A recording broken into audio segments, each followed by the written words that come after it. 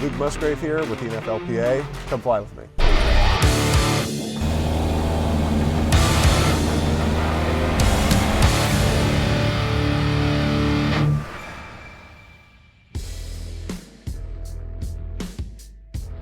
It was super cool getting drafted by such a storied franchise. Everybody loves Packers, and it's pretty cool atmosphere. My rookie year, caught an out route, fell on the ball, point up, got up, just thought I got the wind knocked out of me, and ended up playing the rest of the game. Later that night, realized I had a serious issue, went to the hospital, lacerated kidney, and then after that, I spent a few nights in the hospital, got out of it, was lazy for a few days, playing some video games. And after about a week, my fiance told me, do something and stop just being such a drag. That's just kind of how it happened. I had the idea of flight school. Met Luke about a year and a half ago when he came into our office. He was looking to continue his training. So he was working as a student pilot license at the time. So I helped him continue on and get his initial private pilot's license. From there, started training his instrument rating with him, and then we began the season, and we just finished his instrument rating, and we're currently working on Murphy license. I've always wanted to be a pilot. It just never has been a possibility with my schedule. Something that I've always been passionate about. As a kid, I remember loving the plane rides to vacations. That was my favorite part. I had like a big airport with all these model planes. I have a picture when I was like 5 in a full pilot outfit. My uncle, my cousin are pilots. My cousin's getting his A&P license, mechanic license in Alaska. So it's always been something that I've loved, just something that I've never been able to pursue.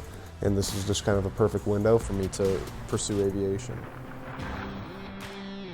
Start here on the back of the plane. I'm gonna look up, make sure all leading edges are good. Looking for everything to move good. No cables are broken or binded. Rudder moving good. Elevators moving good. Make sure everything's good. This leading edge is good. Making sure we're not missing any weird things. Screws, antennas, ELTs are good. Make sure our flaps are nice and solid and nothing's binded up on them. I'm gonna check our ailerons too, which can control the roll of the airplane. Again, nothing's binded up. We'll then go over here and with these fuel sumps, check our fuel. They're gonna then check our oil. Should be around 6 and it's right above 6, so we're good. Check our prop, make sure there's no big dings or divots or cracks in it. This one looks good. Go back to the leading edge. Make sure our pitot-static system isn't blocked. That gives us our altimeter airspeed, vertical speed.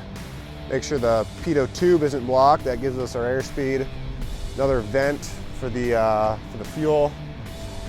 Check our fuel on this wing. Looking for any water or debris in it. Pour it back in the tank. Walk around. Check this aileron and this flap. Make sure nothing's binded up or weird. Make sure this tire's looking good. Looking good. All right, looks good, we're ready to fly. We're gonna take off.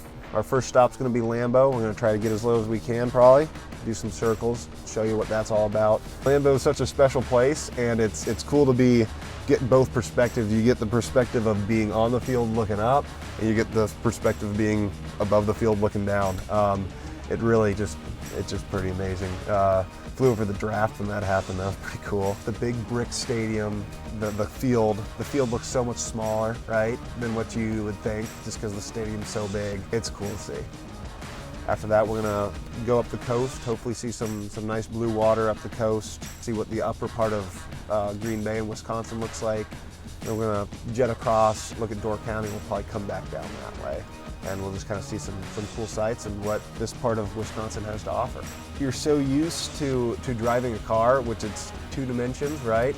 And to be able to go 3 dimensions with it, up, down, bank, pretty cool to be able to fly in 3 dimensions. It's a pretty surreal feeling that you're controlling like a bird.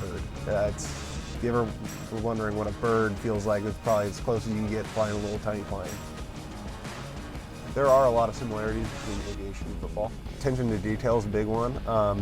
especially when you're flying like an IFR clearance or something, making sure you're paying attention, locked in, doing what they instruct you to do. I always thought that the biggest similarity would be for a quarterback, because they get told to play and then they have to regurgitate it back. So when you file an IFR clearance, they give you a big clearance and then you have to regurgitate it back. I never really appreciated how hard that was to hear something and then give it back, but not only give it back, but understand it, like Jordan does every play. Different level of respect for that now. So right now I'm getting my commercial license. I got my private and my instrument, so I'm about halfway through commercial. After that, I'm going to hopefully start working in the off-season flying right seat for some Part 91 operators, which are corporate operations. They fly, the one that I'm probably going to try to work for are CJ1s, CJ3s, which are smaller citations. I'd be flying right seat, so second in command, getting hours, getting experience flying, something like that. So at some point I can then go get a type rating, maybe when football ends, maybe before football ends, just kind of we'll see how that works. And then go start making real money flying. Doing something else that you're passionate about is a great way to keep that kind of competitive edge. So you're still working on football because you're still competing, you're still working hard, but it's also a way to step back, refresh your mind, and work on something else, but keeping that same competitive energy, doing something that you're passionate about, that you love, outside of football at the appropriate time, whether it be off season or you're retiring or maybe you have a big injury like I did. It's a great way to keep the competitive edge, stay in that mindset of I want to better myself, but refreshing from the, as we all know, the really hard aspect of football.